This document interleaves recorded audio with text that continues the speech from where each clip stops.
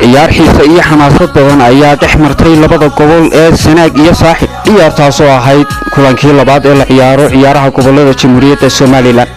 kulankan ayaa ku bilaabmay jawi degan oo xiisad iyo xamaasad badan hase yeeshee labada kooxood aad moodaysay inay aad u soo diyaar garoobeen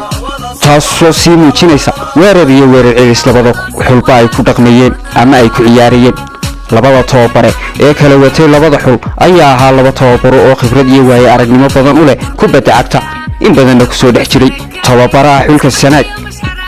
oo aad uga dhex muuqday kubadda cagta kaasoo lagu magacaabay Siciid Wisti ayaa mar wax laga weydiiyey aragtidiisa ku saabsan ciyaartan waxa uu sheegay in ay ka badin doonaan gobolka Saaxil isagoo oo soo qaatay xusuustii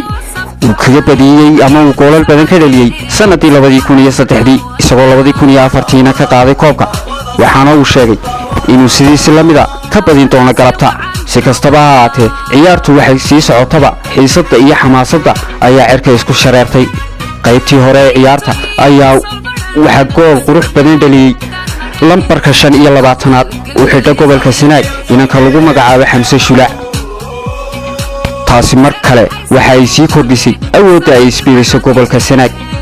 si kastaba ha ahaatee ciyaartu way sii socotay waxaana ku soo ildaatay qaybtii hore ciyaarta hal iyo eber ay hoggaanka u hayso xulka gobolka Sanaag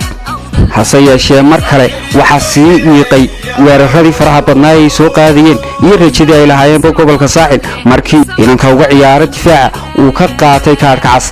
garoonkana uu dabadda uga baxay fursadda ay heleen ee ahayd casaankii uu qaatay difaaciyahanka gobolka Saaxil ayaa mar kale ka faa'iideystay inay gool ka dhaliyaan taasina waxay sii cadaysay ama ay rajo weyn sii siisay gobolka Sanaag oo isku hubsaday inay qaateen guushii hase yeeshee markii ay daqiiqadihii ugu dambeeyay